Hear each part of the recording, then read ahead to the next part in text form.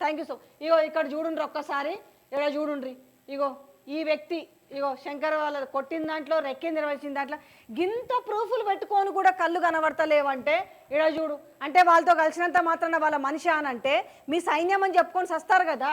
ఇక చూడు, వీడు చూడుండ్రి ఒక్కసారి.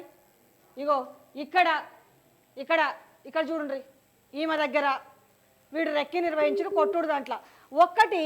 ఇవాళ ఆయన మెయిన్ థింగ్ ఏముంది, ఇసుకక్క పేర్లు చెప్పాను నేను, మళ్ళీ మంటలు వేస్తుందేమో ఒక్కొక్కరికి. ఇసుకక్క ఏదో బయట పెడుతున్నానే కదా డైరెక్ట్ కథనాలు వస్తున్నాయి ఒకటి. రెండోది వచ్చేసి కొడంగల్లో జరుగుతున్న రైతుల గురించి వాటి కోసం పోతే ఆ వీడియోలు బయటికి రాకుండా జరిగిందంటే ఇదేంటిది మీకు.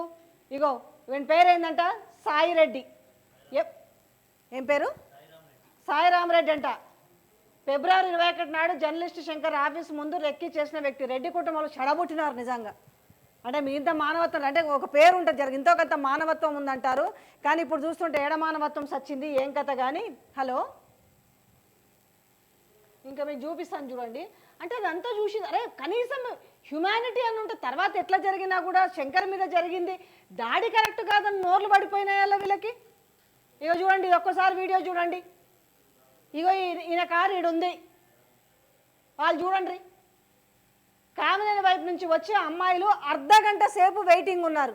అర్ధగంట సేపు తెచ్చుకొని చూపించుకోరు. మీ కళ్ళు ఏడన్నా దొబ్బు ఉంటే, కళ్ళు కనపడకపోతే కళ్ళలో జిల్లెడ పాలు కొట్టుకొని చూడరు ఒక్కసారి. ఇది ఎవరికి ఏమక్కరని చేపిస్తారు ఇది. ఆయన పనేదో ఆయన చేసుకుంటుంటే రెక్కీలు చేసి వాళ్ళ అమ్మోళ్ళని బెదిరించి ఇది చేసి. హలో హలో చూడండి ఒక్కసారి. నేను ఒక్కటే చెప్తాను, తెలంగాణ ప్రజలారా రాష్ట్ర వ్యాప్తంగా తెప్పించుకొని చూడండి. ప్రతి చోట మా దాంట్లో కూడా ఉంటుంది. చూడండి, అక్కడ ఉండి ఇక్కడి నుంచి పోయే వెనకాల వచ్చి తాకించి కారు ఏడ ఉంది, వాళ్ళు ఏడున్నారు. ఇది ప్లాన్ అంటే తెలివిగా ఏంటంటే ఇది మనం చేసినట్టుగా అయితే మన మీద చెడ్డ పేరు వస్తుంది కాబట్టి మనము కొత్త కొత్త దారుల మీద పోదాము, కొత్త కొత్త దారులు ఎంచుకుందాము. హలో, సో ఒకసారి చూడండి, అందరూ చూడరు ఒకసారి. ఇది నిజమా అబద్ధమా అనేది మీకే కళ్ళం. ఎందుకంటే ఈ రోజు గొంతు విప్పకపోతే రేపు శంకర్ కావచ్చు, రేపు నేను కావచ్చు. అంటే బయటికి పోతే ఇంకా మేము ఇంటికి పోయే నమ్మకం కూడా లేదు. ఇంకా మాకు ఆల్రెడీ కాల్స్లలో బెదిరిస్తారు, కామెంట్స్లో బెదిరిస్తారు, మా ఛానళ్ళు మూసేపిస్తాను. ఒకరోజు నాకు బాజాబ్తా కాల్ చేసే కూడా బెదిరిస్తాడు. మీ కళ్ళ ముందు ఎవడన్నా వస్తాడా ఒక్కటి. ఒకవేళ శంకర్ ఏదైనా నోటి దురుస్తో మాట్లాడితే వాళ్ళ పేరెంట్స్ ఎంతమంది అన్నలు ఉంటారమ్మా? ఇద్దరు దానికి 15 మంది అన్నలు ఉంటారు, అన్నలు తమ్ములు ఇద్దరు కలిపి. అంటే ఒక నిమిషంలో వచ్చేస్తారా ఫోన్లు చేస్తే? పోలీసులే వస్తలేరే ఇవాళ రేపు.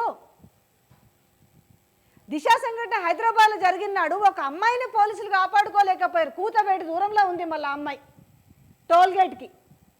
అట్లాంటిదంట నిమిషం సేపట్లో ఇంతమంది వచ్చిరంట. అంటే వీళ్ళు పోలీసుల కంటే ఫాస్ట్ ఉన్నారంటే ఏ ఇంటెన్షన్ లేకపోతే ఈ గ్రూప్ అంతా ఎక్కడి నుంచి వచ్చింది? ఆ బేవర్స్ బాచినంత లాక్కొచ్చి తగిలిస్తే అసలు విషయాలు బయటకు వస్తాయి. మీడియా ముందు పెట్టండి. అసలు ఒక చిన్న కారుది పొయ్యి వాళ్ళు దాకిస్తారు. ఏందమ్మా ఇదని అమ్మాయిలను అడిగినంత అంటే ఇంకా తిట్టేస్తారా? ఇప్పుడు మీరు పోతురండి మీ కారులో, ఎవరో కారో బండో మీకు ఎవడో దాకిస్తాడు, ఇక అనగానే బూతులు అందుకుంటారా? ఏందని అడుగుతారు. అవుతాడు వాడు డాష్ డాష్ అనుకుంటే ఏం మాట్లాడుతున్నారు, ఇది పద్ధతేనా అనేసి యువతలు కూడా వాయిస్ పెంచాల్సి వస్తుంది. లేకపోతే ఈ రంగా రెండు టపాటాపా వాయిస్తుంటే గమ్మున సారీ అని అనుకుంటూ కూర్చుంటారా? హలో హలో విజయ్ చెప్పండి. చెప్పండి చెప్పండి, ఏం చెప్పాలనుకుంటున్నారు? మేడం యాక్చువల్గా దాంట్లో ఇప్పుడు ఓన్లీ 1 ఒకటి కూడా మిస్ అవుతున్నారు. ఇప్పుడు అర్థం కావట్లేదండి, స్లోగా మాట్లాడండి. అర్థం కాలేదు మీరు మాట్లాడేది, ఒకసారి గట్టిగా మాట్లాడండి. ఏదైతే కంప్లైంట్ చేశారో ఓన్లీ అక్కడ 4 ఉన్నారు, 2 అమ్మాయిలు 2 అబ్బాయిలు. బట్ మిగతా వ్యక్తులు కొట్టినట్టు అక్కడ అన్ని ప్రూఫ్స్ కనబడుతున్నప్పుడు, మన దగ్గర అన్ని సాక్ష్యాలు ఉన్నప్పుడు పోలీస్ డిపార్ట్మెంట్ ఎక్కడ కూర్చుంది? విషయం ఏం చెప్పాలా మీకు? అదేనండి, ఎంత డైవర్ట్ చేశారు తెలుసా? ఇదొక కేసుని జనరల్గా చెప్పాలంటే మనకి గట్టిగా కొడితే ఏముంది ప్రాణం పోతుండే కాదండి. వాళ్ళు ఇప్పుడు ఆ సీసీ కొట్టిన ఫుటేజ్ కూడా ఉందండి. అయితే మేడం నేను ఈచ్ అండ్ ఎవ్రీ మీకేమనిపించింది చెప్పండి? అది చూసిన తర్వాత మీరు నిజంగా చెప్పండి, ఏమనిపించింది మీకు? నేను ఏది పక్క ప్లాన్ చేసి క్లియర్ గా ఉంది. ఏమంటున్నా అంటే నా పాయింట్ ఆఫ్ వ్యూలో నేను మాట్లాడుతున్నది ఏంటంటే, మిగతా కొట్టిన వాళ్ళు ఇద్దరు అబ్బాయిలు మాత్రం పోలీస్ స్టేషన్కి వెళ్ళి కంప్లైంట్ చేయడం జరిగింది. That is okay. వాళ్ళు కంప్లైంట్ ఇచ్చారు, వాళ్ళు ముందే కంప్లైంట్ ఇచ్చారు. వీళ్ళు ఇచ్చిన కంప్లైంట్ రాంగ్ గా వాళ్ళు ప్రూవ్ చేయడానికి మేము చూపిస్తారు.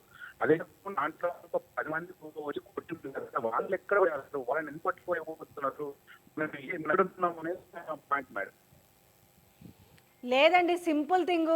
వాడు అంటారు చూడు, బెదిరించే వాడిది రాజ్యం అయింది అన్నట్టుగా అతన్ని ఇప్పుడు ఒక అశక్తుని చేసే ప్రయత్నం చేసిడు. ఎవడొస్తలే వీళ్ళు ఒక శంకర్ని కొడితే ఇప్పుడు నాలాంటిది ఇంకో ఇద్దరు, ఎక్కువ మంది లేరు, 2 3 మాట్లాడుతున్నాం ఇప్పుడు మనం ప్రజల తరపున.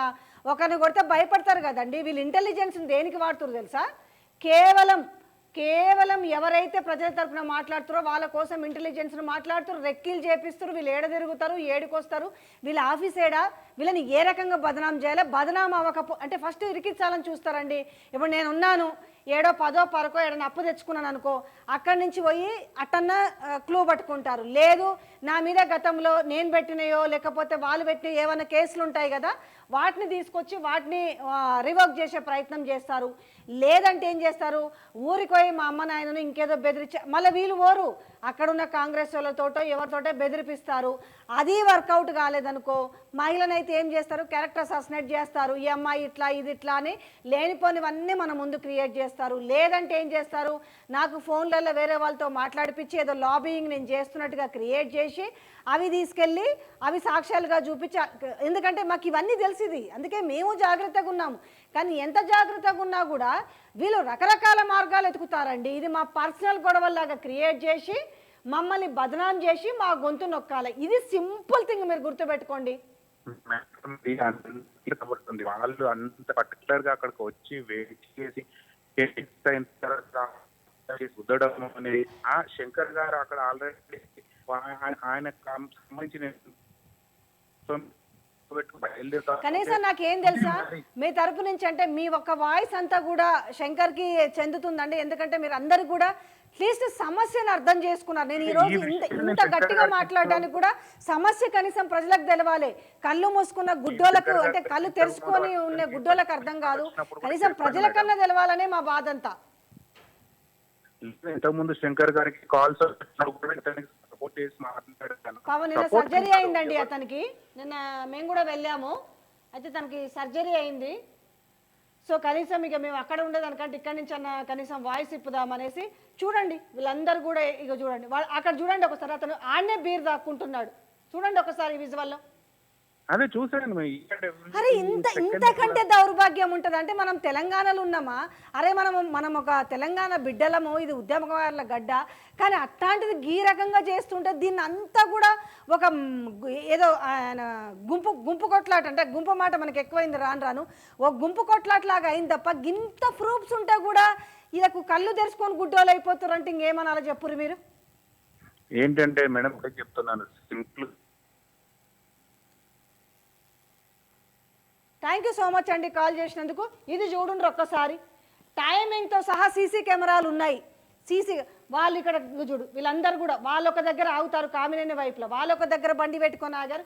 ఈడ రోడ్డు మీద ఇగో చూడండి, ఇప్పుడు ఇగో కారు పోయింది చూడండి. ఇప్పుడు ఇగో ఇక్కడ పోయి అమ్మాయిలు దాకిస్తారు, తర్వాత వీళ్ళు వెళ్తారు. చూడండి ఎంత క్లియర్గా ఉన్నా కూడా అంత బదనాం చేస్తారు ఒక వ్యక్తిని అని అంటే ఏమనుకోవాలి ఇంకా.